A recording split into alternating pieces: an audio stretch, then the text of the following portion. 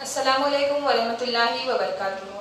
सफ़ा Urdu primary school Tahurabad, Waghi road, Wazirabad, Nanded की जानिब से पिछली साल की तरह इस साल भी ऑनलाइन तालीम प्रोग्राम शुरू किया गया है।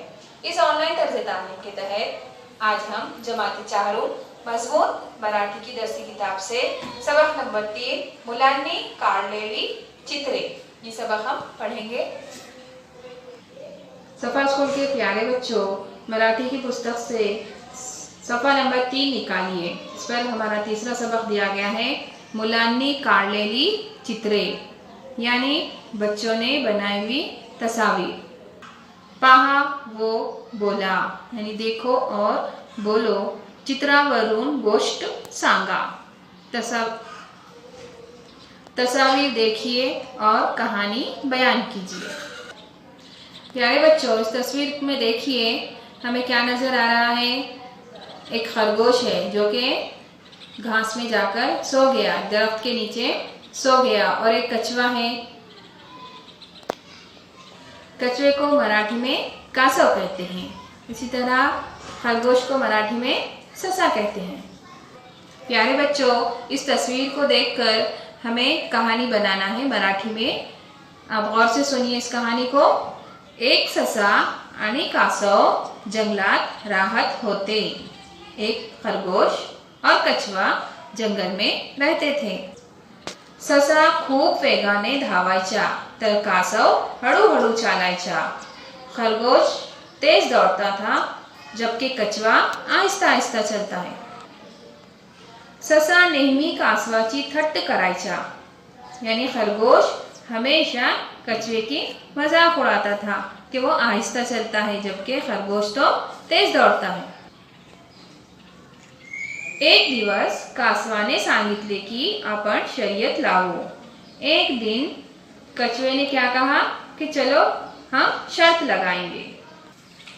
ससा तैयार झाला, खरगोश तैयार हो गया। कछुआ और खरगोश इन दोनों के दरमियान शर्त लगी। इन दोनों के दरमियान दौड़ के मुकाबले की शर्त लगी।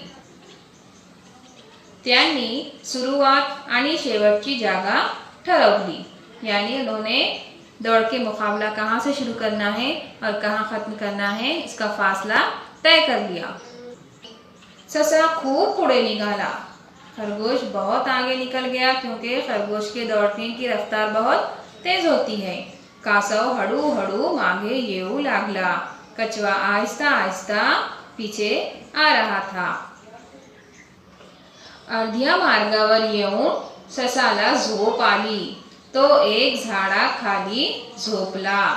आधे रास्ते तक पहुंचने के बाद खरगोश को नींद आने लगी और वो एक दरख्त के नीचे जाकर सो गया। कासव चालतच राहिला, तो कुठेही थांबवला नाही। कछुआ आहिस्ता आहिस्ता चलता ही रहा, वो कहीं भी नहीं रुका आणि शेवटची जागेवर पहुंचला और कछुआ वहां तक पहुंच गया। ससा जागला आणि पूर्ण वेगाने शेवटच्या मार्गावर गेला। खरगोश जैसे ही जागा वो तेज रफ्तार से दौड़ने लगा। तिथे कासव त्याची वाट पाहत होता। वहां पर कछुआ उसका इंतजार कर रहा था। कछुआ तो पहले ही पहुंच गया था। कासवा ने शर्यत जीत ली। कासवा ने शर्यत जीत ली, कछुआ ये मुकाबला जीत गया। प्यारे बच्चों, इस कहानी को सुनकर हमें ये सबक हासिल होता है कि चाहे आप धीरे ही चलते हो लेकिन आप रुकेंगे नहीं तो आप जीत सकते हो।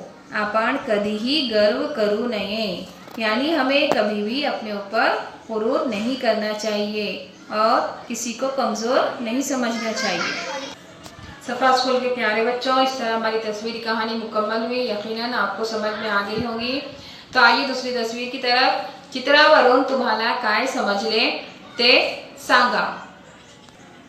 इस तस्वीर को देखकर आपको क्या समझ में आ रहा है? देखिए, इस तस्वीर में एक मटका है, बकेट है, एक लड़की खड़ी हुई है, नल से पानी बह रहा है। इसको मराठी में बयान करेंगे। एक मटका आणि बाल्टी नळाजवळ ठेवलेली आहे, यानी एक मटका और बकेट नल के करीब रखी हुई है। नळामधून पाणी गळत आहे, नल से पाणी बह रहा है। एक मुलगी तिथे आली आणि म्हणाली, पाणी वाचवा, जीवन वाचवा।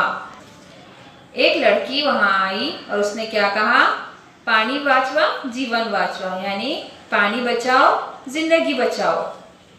हमें जिंदा रहने के लिए पानी जरूरी है। इस तस्वीरी कहानी से हमें ये सबक हासिल होता है कि हमको पानी ज़ाया नहीं करना चाहिए। आपण पानी वाया घालू नये। सफ़ा स्कूल के अजीज तलबा व तालिबात, इस वीडियो को बार बार देखिए, मराठी अल्फाज को पढ़ने और समझने की कोशिश कीजिए। साथ ही सफ़ा उर्दू प्राइमरी स्कूल इस चैनल को सब्सक्राइब कीजिए ताकि इस चैनल पर आने वाले नए तालीमी वीडियोस की नोटिफिकेशन आपको मिलती रहे। अल्लाह हाफिज़।